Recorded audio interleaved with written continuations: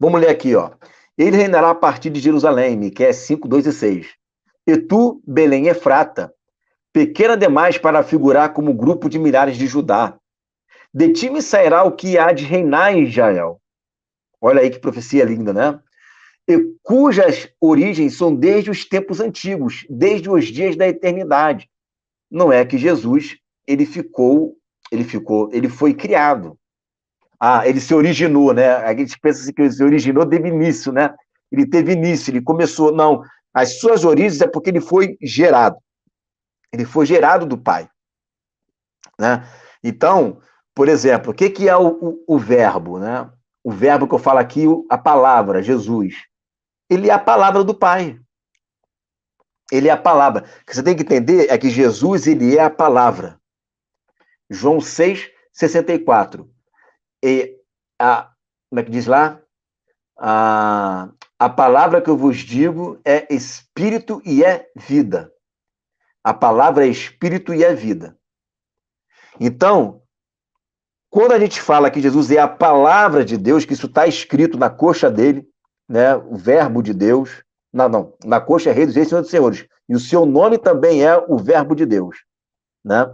Então, quando a gente diz que ele é o verbo de Deus, que ele é a palavra de Deus,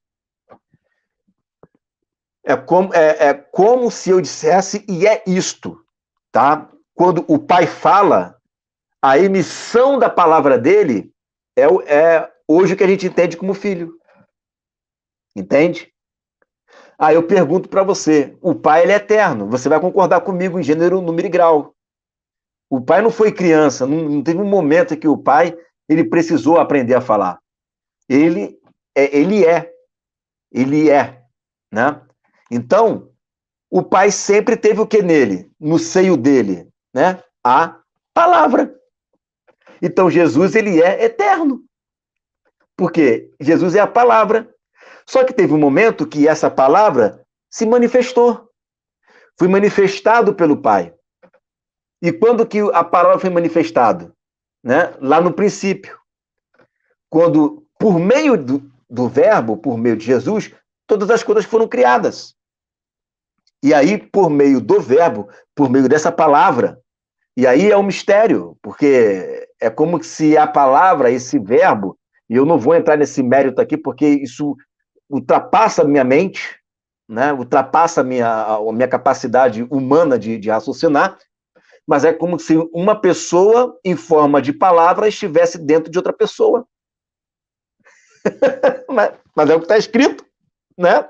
Que ele saiu de Deus, está lá em João 8, eu saí do Pai, né? Eu saí de Deus. Então, ele sai mesmo de Deus, ele é a palavra de Deus, ele é a voz de Deus, né? O verbo estava com Deus, né? E era Deus, perfeito? Então, Jesus, ele não é fora de Deus, Jesus, ele é Deus. E aí, esse Deus, que é o verbo, que é a palavra, que é essa voz, o verbo é voz também, é essa palavra, no momento em que Deus, o Pai, começa a expressar, né, começa a falar, ali é a manifestação do verbo, ali é a manifestação de Jesus.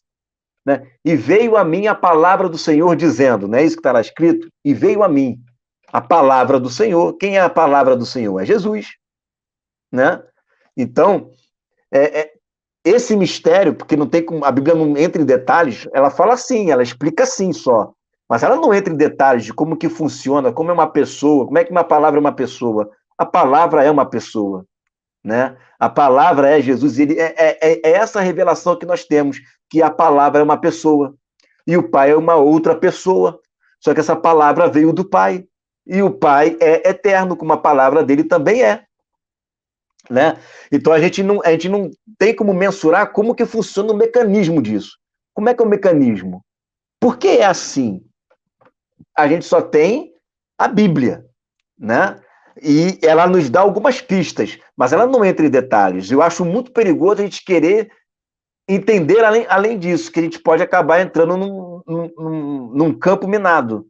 A gente vai até aqui é isso, tá? Até aqui é dessa forma. Né? O que passar disso, o Senhor vai nos explicar quando ele voltar. Aí entra Deuteronômio 29, 29. o que é do Senhor, o que é mistério, o que é segredo, o que é revelado foi escrito para nós, tá? E foi revelado para nós, certo, gente? Então, Jesus, ele é eterno, assim como o Espírito também é eterno, porque o Espírito é o poder de Deus, é a glória de Deus, e Deus sempre teve poder, né? Não teve nenhum momento que ele não teve poder, ele sempre teve poder, né? Então, o Espírito é o poder de Deus ali, é a glória de Deus ali manifesta.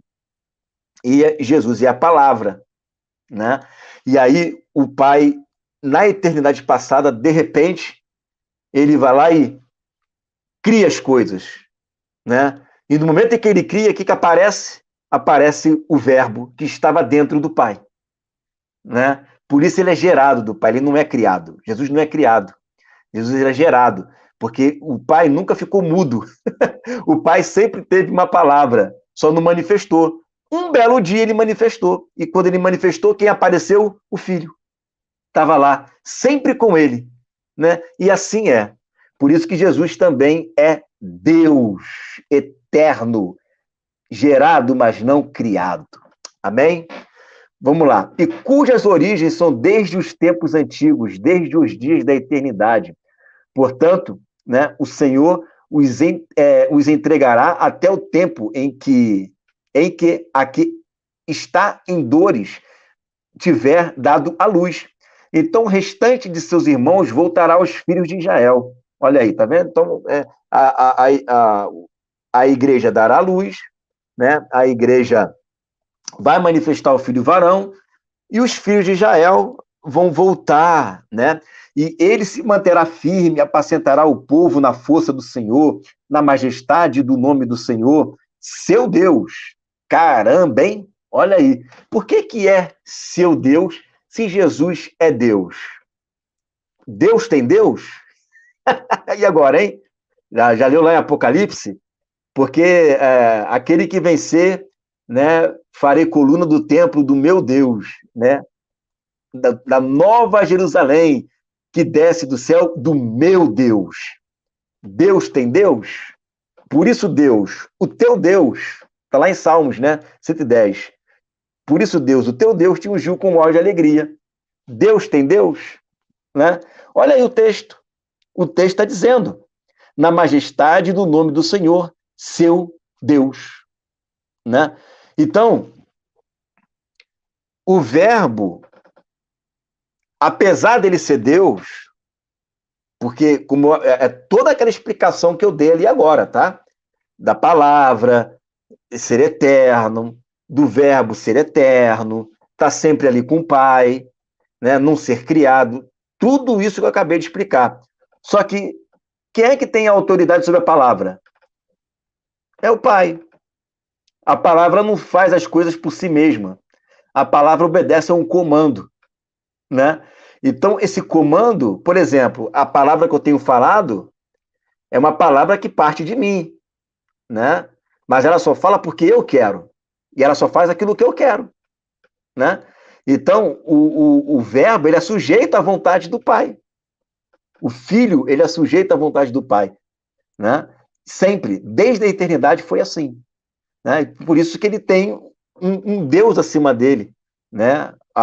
Que é sujeito. Mas isso não tira de Deus os seus atributos de eternidade, de onipresença, de presciência, de